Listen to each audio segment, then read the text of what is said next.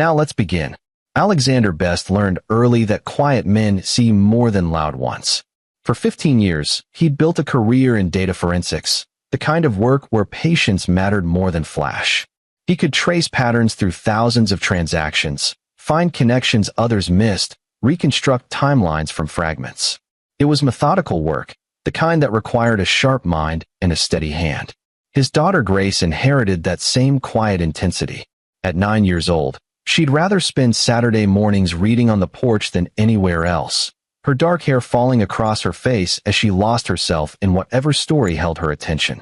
Alexander understood her completely. They'd spend evenings building elaborate Lego cities together, barely speaking, just working in comfortable silence that drove his wife Melissa crazy. "She needs to be more social," Melissa would say, scrolling through her phone while Alexander and Grace constructed a suspension bridge. "Mom says she's too withdrawn." Catherine Summers had opinions about everything, especially her granddaughter. Alexander's mother-in-law carried herself like someone who'd never been told no, her silver hair always perfectly styled, her voice always slightly too loud in any room she entered. Her husband Douglas matched her stride for stride, a retired real estate developer who'd built a small empire in commercial properties and never let anyone forget it. The Summers clan was extensive and close-knit, brothers, sisters, cousins, all orbiting around Catherine and Douglas like planets around twin suns. Sunday dinners at the Summers estate were mandatory, 25 people crowding around tables, talking over each other, everyone performing for the matriarch's approval. Grace would sit at the children's table, barely eating, while Melissa's cousins showcased their kids like prize animals. "Why doesn't she play with the other children?" Catherine asked one Sunday, her voice cutting through the noise. She wasn't really asking. "Grace prefers quieter activities," Alexander said evenly. "She's antisocial. That's what happens when you coddle them." Catherine's eyes fixed on him with that particular look she reserved for disappointments. "You and your work-from-home situation. The child needs structure. Discipline." Douglas nodded from his position at the head of the table. "Boys too soft. That's the problem. In my day, kids didn't sit around with their noses in books all day." Alexander said nothing. He'd learned years ago that arguing with the Summers family was like arguing with an avalanche. You either got out of the way or got buried. Melissa squeezed his hand under the table, her silent apology for her parents' cruelty, an apology she'd given so many times it had lost all meaning. That night, Grace asked him why Grandma Catherine didn't like her. "Some people don't know how to appreciate quiet strength," Alexander told her, brushing her hair back from her forehead. "That doesn't mean there's anything wrong with you. It means they don't understand quality." "Daddy, I don't think I want to go to Sunday dinners anymore." "I know, sweetheart. But we go as a family. Sometimes we do things for the people we love, even when it's hard." Grace nodded, that solemn adult expression crossing her young face. "Okay, for you and Mom." 3 months later, Catherine announced the vacation at one of those Sunday dinners. She stood at the head of the table, Douglas beside her, both of them beaming like they were announcing a royal decree. "We've rented the Clearwater Lodge in Montana for a full week this July. The whole family. All 25 of us. A proper Summers family reunion." Catherine's smile was radiant. "We'll have fishing, hiking, bonfires. Quality time together." The room erupted in excitement. Melissa's brother Stuart was already planning activities. Her sister Christy was pulling up pictures of the lodge on her phone. Cousins were making plans to drive together. Grace looked up at Alexander, her eyes bright with something that might have been hope. "That sounds wonderful," Melissa said, already texting her sisters. "Grace will love the hiking trails." The table went quiet. Not completely, but enough that Alexander felt the shift like a temperature drop. Catherine's smile didn't waver. "Actually, Melissa, we need to talk about that. The lodge sleeps 25 comfortably. We've planned for exactly 25. Grace is family," Alexander said quietly. "Of course she is, Alexander. Don't be dramatic." Catherine waved her hand dismissively. "But the reservation is set. 25 adults. This is really more of an adult getaway anyway. Lots of late nights, drinking, mature conversations. Not appropriate for children. Billy's bringing his kids," Melissa pointed out. "Corey's bringing his daughter. Billy's children are older. Corey's daughter is in high school. They can participate in adult activities." Douglas leaned forward. "We're not running a daycare, son. This is about family bonding. Real family bonding. The word hung there. Real family. As if Grace, their granddaughter, didn't qualify. Alexander felt Melissa's hand on his arm, could feel her tension radiating through her fingers. He looked at his daughter, saw her face carefully neutral, that shield she'd learned to put up around her grandparents. Grace is your granddaughter, Alexander said, his voice still quiet, but with an edge now. And we love her, Catherine said in that tone adults use when they're lying to children. But this trip simply isn't appropriate. She'll understand. Children are resilient. The cabin isn't big enough for outsiders, Douglas added, returning to his steak. That's final. Outsiders. They'd called his daughter an outsider. Alexander looked around the table. Melissa's family, all of them, were nodding along or looking away. Stuart caught his eye briefly, had the decency to look uncomfortable, but said nothing. Christy was already back on her phone. The cousins kept eating. Nobody spoke up. Nobody said this was wrong. Alex, Melissa whispered. We can talk about this later. But Grace had already understood. He watched his daughter's face carefully blank itself, watched her build those walls higher. She picked up her fork, pushed food around her plate, and when she thought nobody was looking, he saw her wipe her eyes. That night, Alexander stood in Grace's doorway, watching her pretend to sleep. Her shoulders shook slightly. She was 9 years old, and her own grandparents had called her an outsider. The next morning at breakfast, Grace was different. Quieter, which shouldn't have been possible. She ate her cereal methodically, asked if she could go to her friend's house, didn't mention the vacation at all. Honey, we should talk about Montana, Melissa started. It's okay, Mom. I understand. They don't want me there. Grace's voice was flat, and that flatness scared Alexander more than tears would have. Baby, it's not that they don't want you. Mom, please. Can I just go to Emma's house? Melissa looked at Alexander, helpless. He nodded. After Grace left, Melissa tried to explain. They're old-fashioned. They don't mean it the way it sounds. Maybe if we just... Are you going? Alexander asked. What? Are you going to Montana with your family? While your daughter stays home? Melissa's face flushed. Alex, you're making this into something it's not. It's 1 week. Grace will be fine. She can stay with your mom, or... Her grandmother just called her an outsider to her face, Melissa, in front of the entire family. And you said nothing. What was I supposed to do? Make a scene? Turn it into a huge fight? Melissa's voice rose. That's not how my family works. We handle things diplomatically. We don't blow everything up over one misunderstanding. Misunderstanding. Alexander tasted the word. That's what we're calling it. I'll talk to my mother. She'll come around. But going to war with my entire family isn't going to help Grace. It'll just make everything worse. Alexander said nothing. He'd spent 15 years listening to "it'll make things worse." Every slight, every dismissal, every moment of cruelty. Melissa always had a reason why he shouldn't push back. He'd stayed quiet for her. For their marriage. For some kind of peace that never actually came. Over the next 3 weeks, he watched Melissa prepare for Montana. New hiking boots. New luggage. She tried to hide it from Grace, but their daughter wasn't stupid.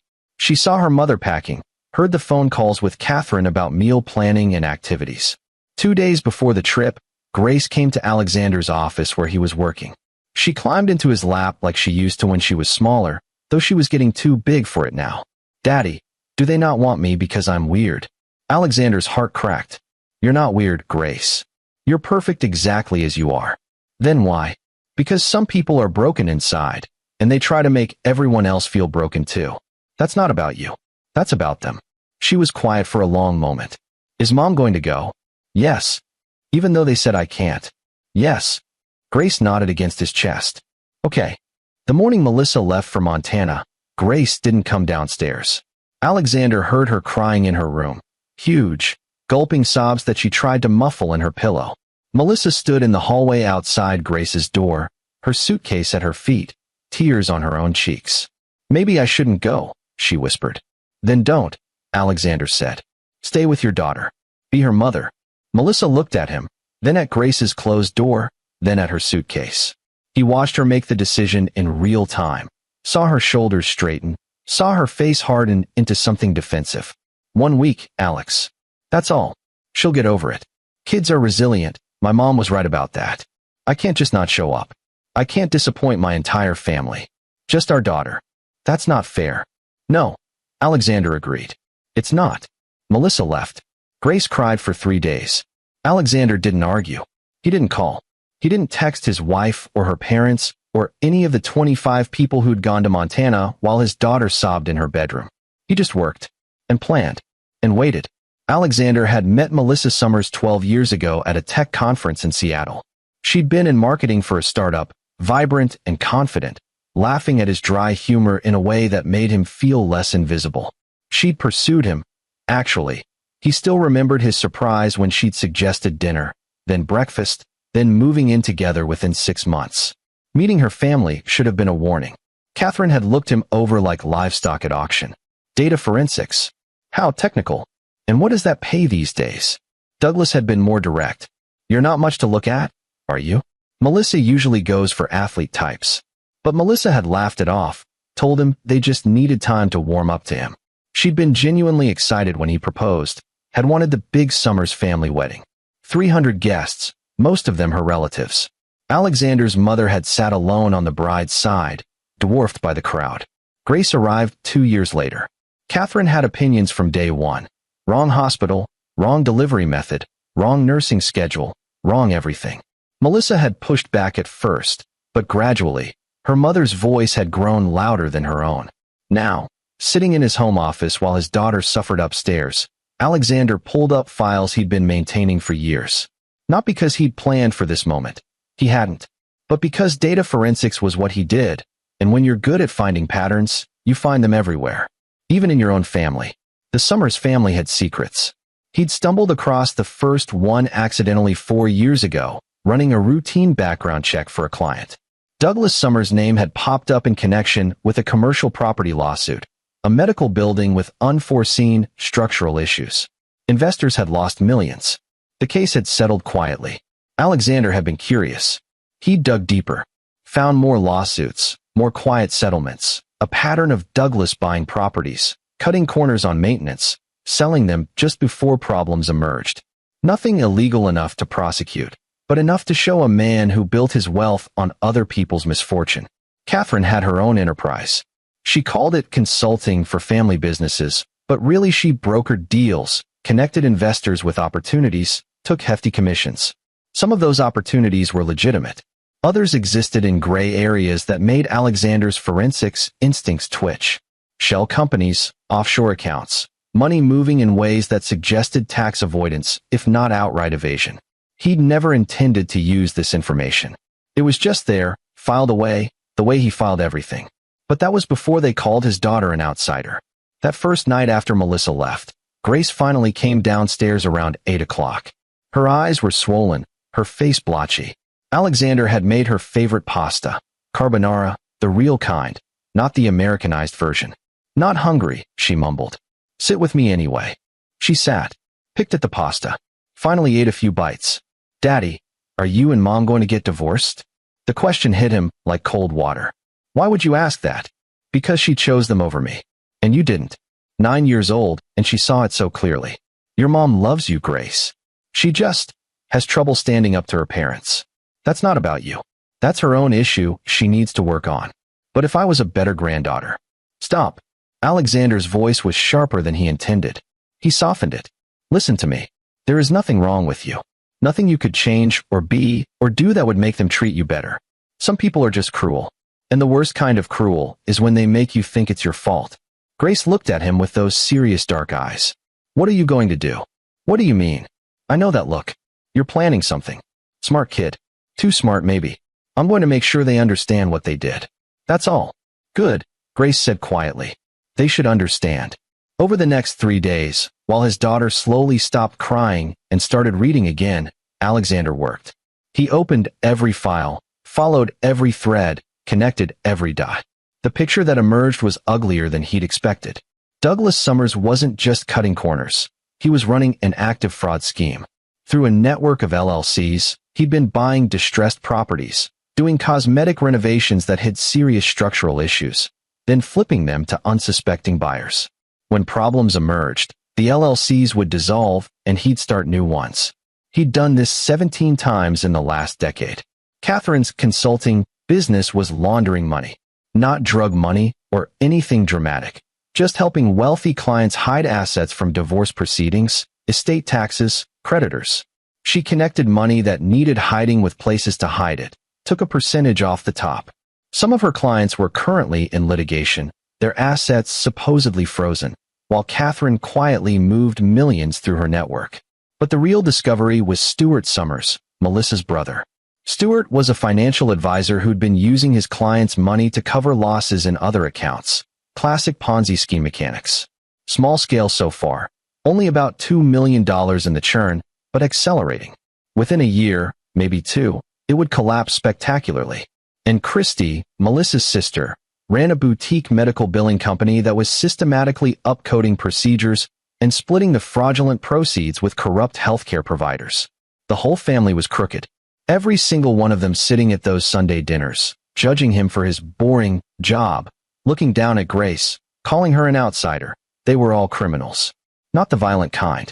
The white-collar kind. The kind that never got caught because they knew people, because they moved in the right circles, because wealth protected wealth. Alexander had spent his career exposing exactly these kinds of schemes. On the third day, Grace came into his office. She'd showered, dressed, looked almost like herself again. "I'm okay now," she announced. "They're not worth crying over." "No, they're not." "Are you going to do something bad, Daddy?" He considered lying. Considered telling her that adults handled things through proper channels, through calm conversations and family therapy. But Grace deserved better than lies. "I'm going to do something necessary. There's a difference." She nodded. "Will Mom be mad?" "Probably." "Will it hurt them?" "Yes." Grace thought about this. "Good. They hurt me first." That afternoon, Alexander made his first call. Not to the police, not yet. To someone else. "Nate Decker," the voice answered. "Nate, it's Alex Best. Been a while." "Alex. Must be, what, 3 years? How's the private sector treating you?" Nate had been Alexander's partner when he'd worked for the FBI's Financial Crimes Unit, before he'd burned out on the bureaucracy and gone private. Nate had stuck it out, made senior special agent, now ran a task force. "Good. Listen, I've got something for you. Might be interested in." "I'm listening." "Multi-party fraud operation. Real estate fraud, investment fraud, medical billing fraud, potential money laundering. All connected through a single family network. Clean documentation, clear patterns. Gift wrapped. You working a case?" "Personal matter." Nate was quiet for a moment. "How personal?" "They hurt my daughter." Another pause. "These people make me look bad? I need this clean, Alex. I can't have it blow back on the bureau. It'll be spotless. I'm sending you the preliminary files tonight. You'll want to bring in IRS, probably SEC for the investment fraud. The medical billing is FBI jurisdiction for sure. Why are you giving this to me? You could shop this to any agency." "Because I know you'll do it right. And because I want them buried, Nate. Not slapped on the wrist. Buried. That bad. They called my 9-year-old daughter an outsider. To her face. Then went on vacation without her. Jesus. Okay. Send me what you've got." That night, Alexander compiled everything. 14 years of data, organized into clear narratives, each crime documented with evidence that would hold up in court. Bank records, emails, property records, witness testimonies he'd collected over the years without quite knowing why. Every piece of the Summers family criminal enterprise, laid out like a prosecutor's dream. He encrypted it all, sent it to Nate through secure channels, then sat back and waited. Day 4. Melissa texted him a photo of the Montana cabin, beautiful lodge overlooking a pristine lake. "Miss you. Grace doing okay?" He didn't respond. Day 5. Catherine called. He let it go to voicemail. "Alexander, Melissa says you're not answering her texts. That's very passive-aggressive. We need to discuss your attitude when we return." He smiled at that. His attitude. Day 6. Multiple texts from Melissa. "Alex, you're scaring me. Please respond. Is Grace all right? Are you all right?" He sent back. "We're fine. Enjoying our time together." Day 7. The last day of the vacation. Alexander knew because Melissa had the itinerary posted on the fridge. Fishing in the morning, family dinner that night, checkout Sunday morning. At 6 a.m. Montana time, simultaneous raids hit Douglas's office, Catherine's home office, Stewart's financial planning firm, and Christie's medical billing company. Federal agents, IRS investigators, SEC enforcement officers. Warrants for everything. Computers, files, bank records, phones. At 8 a.m., while the Summers family was probably having breakfast, accounts started freezing. Business accounts, personal accounts, investment accounts. Everything connected to the fraud network, all locked down pending investigation. At 10 a.m., the first news stories broke. Local real estate developer under federal investigation. Financial advisor accused of investment fraud. The Montana newspapers wouldn't carry it, but Melissa's phone would show her the local news alerts. Alexander imagined her face. Imagined all their faces. 25 people sitting in that cabin, their phones all lighting up at once. At 2 a.m. Sunday morning, they'd be asleep, or trying to sleep, knowing their world was ending. His phone lit up. Catherine. He let it ring. 12 times. Voicemail. Alexander. Alexander, please. I know you're there. Pick up. Pick up. Her voice cracked. We need help. They've frozen everything. We can't even pay for the cabin rental. We're stuck here. Please. Whatever you think we did, whatever you think happened, we can fix this. We're family. Family. You can't. The voicemail cut off. 6 more calls. He let them all go to voicemail. At 5 a.m., Douglas. You son of a bitch. I know this was you. I know it. You think you're so smart with your little computer games? You just declared war on the wrong family, boy. We'll bury you. We'll take everything. Your job, your home, your daughter. He saved that one. Might need it later. At 9 a.m., Melissa finally called. He answered this time. Alex. Her voice was wrecked, hoarse from crying or yelling or both. Alex, please. I don't know what's happening. Federal agents raided the house. My parents' accounts are frozen. Stuart's in custody. Christy's lawyers say she's facing 30 years. My dad is. She broke down sobbing. How's Grace? He asked calmly. What? Alex, did you hear what I asked how Grace is? Oh wait, you haven't asked about her once this week. So let me tell you. Days 1 through 3, she cried so hard, she made herself sick. Day 4, she stopped eating. Day 5, she told me she wished she'd never been born. Day 6, she asked if her grandparents would love her more if she was different. Day 7, we had ice cream and watched movies, and she finally seemed okay again. Silence on the line. You knew, Melissa whispered. This whole time, you knew you were going to. Alex, what did you do? I did what you should have done. I protected our daughter. By destroying my family? By having them arrested? Alex, they're saying my father might go to prison. 20 years. My mother's business is gone. Everything they own is being seized. Stuart's wife left him. Christy's kids are. She was hyperventilating now. They called Grace an outsider, Melissa. Your mother said our daughter wasn't real family. And you went anyway. You chose them. It wasn't like that. You're twisting. The cabin isn't big enough for outsiders. Those were your father's exact words. I recorded that dinner, by the way. Have it saved, time-stamped, documented. Just in case. You've been planning this. Oh my God, you've been planning this for how long? How long, Alex? I didn't plan anything. I just collected data. That's what I do. The fact that your entire family is comprised of criminals, that's on them. I just made sure the right people found out. They deserve mercy, Melissa sobbed. Please, Alex. They're still people. They're still my parents. Please. You can fix this. I know you can. You must have, I don't know, evidence you held back, something. Please. Grace deserves mercy. They deserve exactly what they're getting. He hung up. The aftermath moved quickly. Stuart took a plea deal, agreed to testify against Douglas and Catherine in exchange for 12 years instead of 25. Christy's husband filed for divorce and took the kids across country. She was looking at 15 to 20 years for healthcare fraud. Douglas went to trial, lost, got sentenced to 23 years. Catherine got 18 years for money laundering and conspiracy. Both of them, in their late 60s, would die in federal prison. The family fractured completely. Some of Melissa's cousins blamed Alexander. Others were quietly grateful. They'd been victims of Stuart's Ponzi scheme without knowing it, lost college funds and retirement savings. The Sunday dinners stopped. The family group chat went silent. Melissa moved out after 2 weeks. She couldn't look at him anymore, she said. Couldn't reconcile the man who made Grace pasta and braided her hair with the man who dismantled her entire family in 7 days. You went too far, she said, packing her clothes.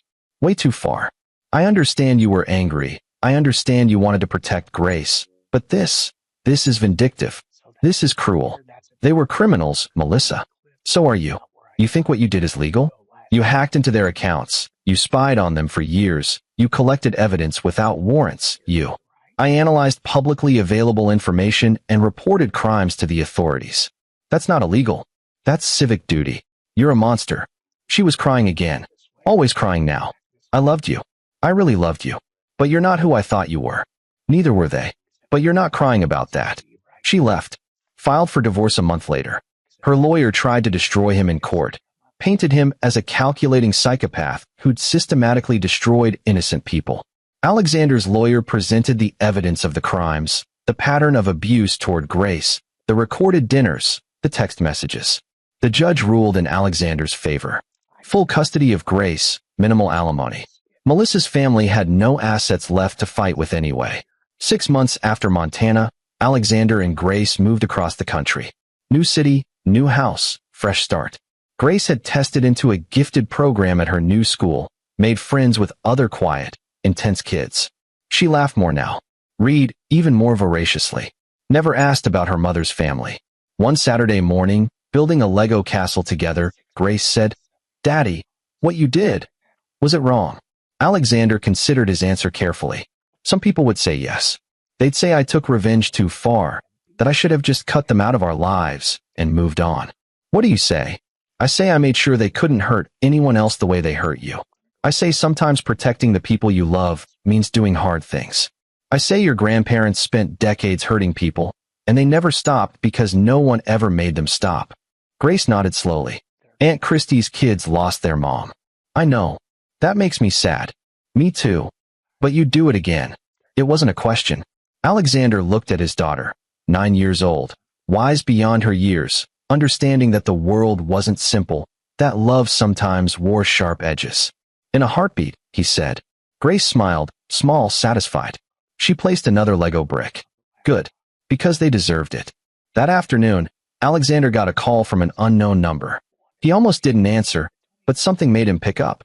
Mr. Best? This is Terry Cornell. I'm a reporter with the Post. I'm writing a story about the Summers family fraud case. Multiple sources tell me you were instrumental in exposing the scheme. No comment. I've spoken with some of the victims. The investors Douglas Summers defrauded, the medical insurance companies Christy Summers stole from. They want to thank you. They want your side of the story. There is no story. Criminals got caught. That's how it's supposed to work. But you're not law enforcement. You're just a civilian who spent years documenting crimes. For personal interest. I like understanding how systems work, how people operate. When I realized what they were doing, I reported it. That's not a story. That's basic human decency. Your daughter wasn't invited to a family vacation. That's what started this.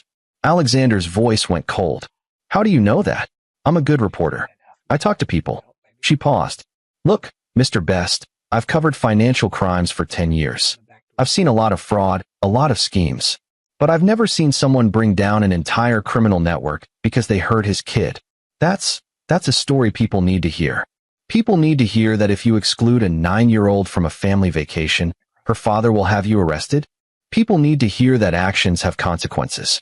That you can't just hurt people without someone eventually holding you accountable. Her voice softened. Some of the victims, they'd given up. They thought the Summers family was untouchable. Too connected, too wealthy, too careful. And then you came along and took them apart like they were made of paper.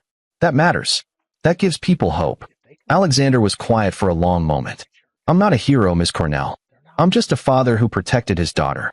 That's all. Sometimes that's the same thing. He hung up without responding. The article ran 2 weeks later. The quiet man who brought down a criminal dynasty. Terry Cornell had interviewed victims, reviewed court documents, built a timeline. She portrayed Alexander as exactly what he was. Someone who'd spent years watching, analyzing, understanding, and then acted with surgical precision when his family crossed the line. The article went viral. Suddenly, everyone had an opinion. Some called him a hero. Others called him vindictive. Parenting forums debated whether he'd gone too far. Legal analysts discussed the ethics of civilian investigations. True crime podcasts dedicated episodes to the case. Alexander ignored it all. He had Grace to raise, a career to maintain, a life to build.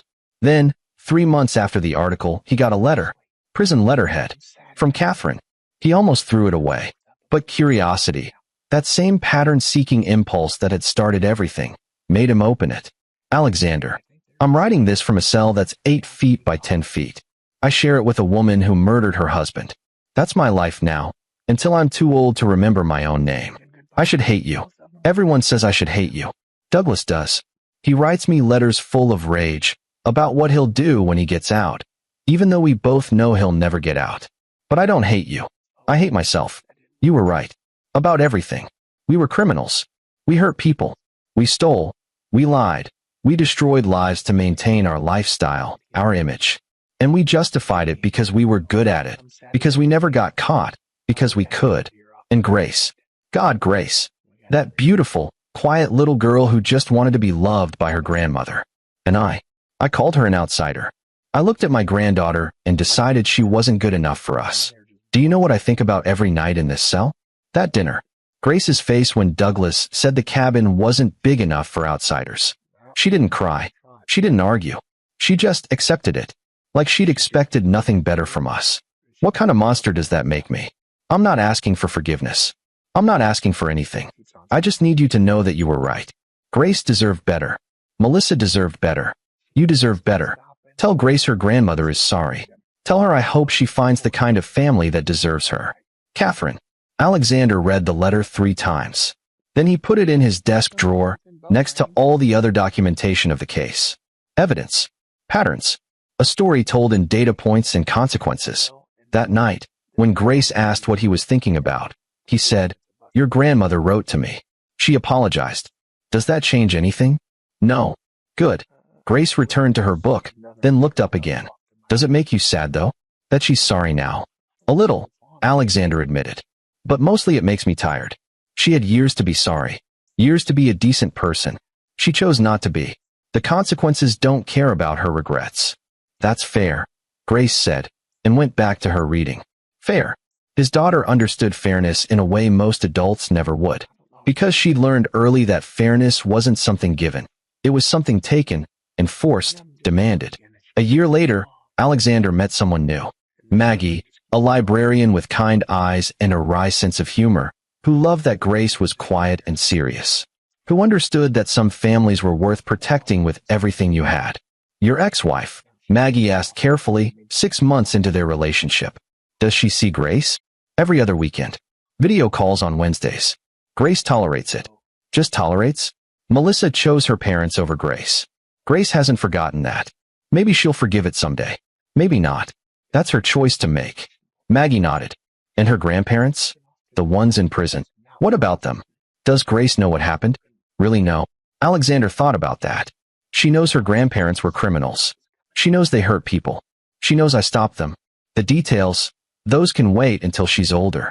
Do you regret it? Any of it? Never. Maggie smiled. Good answer. 2 years after Montana, Grace turned 11.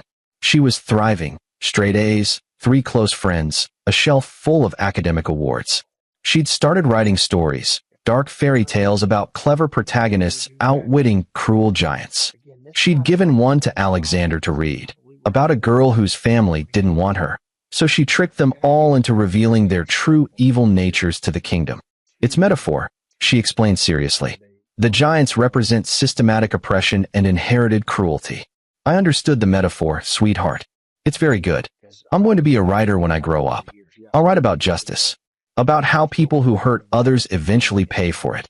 Alexander hugged his daughter, this fierce, brilliant child who'd learned too young that the world wasn't kind, but who'd also learned that strength didn't mean loud voices and cruel words.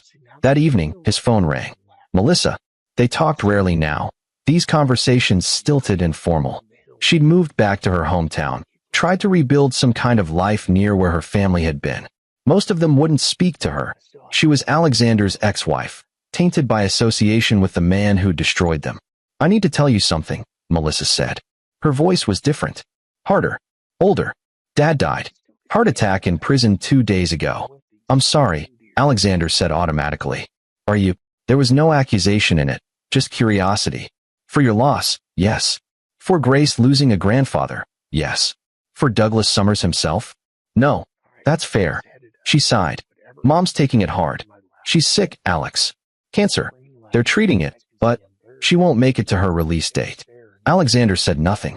I'm not asking you to care. I'm just telling you. In case. She trailed off. In case what? In case you think it matters. That they're suffering. That they're dying in prison, alone and miserable. I thought maybe. I don't know. I thought maybe you'd want to know your revenge worked. It wasn't revenge, Alexander said quietly. It was consequences. What's the difference? Revenge is about making someone hurt because they hurt you. Consequences are about stopping someone from hurting anyone else. Intent matters, Melissa. Does it? They're still dead or dying. They still lost everything. Yes, because they were criminals who hurt people for profit. The families Douglas defrauded, the retirees Stewart stole from, the medical insurance customers Christie overbilled. They deserve justice. Grace deserved protection. Those things mattered more than your parents' freedom. Melissa was quiet for a long moment. I wish I could hate you, Alex. It would be easier if I could hate you. I know. Grace is lucky to have you. I'm lucky to have her. Tell her. Melissa paused. Tell her I love her. Even though I failed her. Even though I'll never be the mother she deserved. Tell her. You can tell her yourself on Wednesday's call. After they hung up, Alexander sat in his office, looking at the drawer where he kept all the documentation. The evidence, the letters, the news articles. The complete story of how he'd protected his daughter. No regrets. Not one. Grace was home, safe, happy, building the life she deserved. Melissa's family had paid for their crimes. The system had worked, with a push from someone who understood how to make it work. That was enough. That night, building another Lego project with Grace. This time a detailed medieval castle with towers and ramparts. She said, Daddy, when I write my books about justice, can I make the hero like you? How's that? Quiet, patient, smart. Someone who watches and learns and then acts when it matters. Someone who protects people who can't protect themselves. That's a good kind of hero. That's you. Grace said simply, placing another brick. You're a good kind of hero. Alexander smiled, continuing their work together in comfortable silence, the kind of silence that came from understanding each other perfectly. Outside, the world turned. Melissa grieved her father. Catherine died in prison 6 months later. Stewart served his time, got out eventually, broken and alone. Christie lost custody of her kids permanently. The family scattered, destroyed by the weight of their own choices. And in a quiet house across the country, a father and daughter built castles from Lego bricks. Proof that sometimes the quiet ones, the patient ones, the ones nobody noticed, sometimes they were the ones who changed everything. Grace never asked about Montana again. She didn't need to. She'd learned the lesson that mattered. That love means protection, that strength means action, and that sometimes the greatest power isn't in loud voices or cruel words, but in quiet determination and unshakable resolve. Years later, when she'd grown into a formidable young woman herself, Grace would write her first novel, a bestseller about a man who brought down criminals who'd hurt his daughter. Critics called it devastatingly honest, and a meditation on justice and love. In the dedication, she wrote simply, "For Dad, who taught me that sometimes love means war." Alexander kept that book on his shelf, next to all the documentation of what he'd done, what he'd destroyed, what he'd protected. No regrets. Not then, not now, not ever. Because in the end, the only thing that mattered was Grace, safe, loved, thriving. Everything else was just data points and consequences, patterns completed and justice served. He'd been a good father. That was enough. This is where our story comes to an end. Share your thoughts in the comments section. Thanks for your time. If you enjoy this story, please subscribe to this channel. Click on the video you see on the screen, and I will see you there.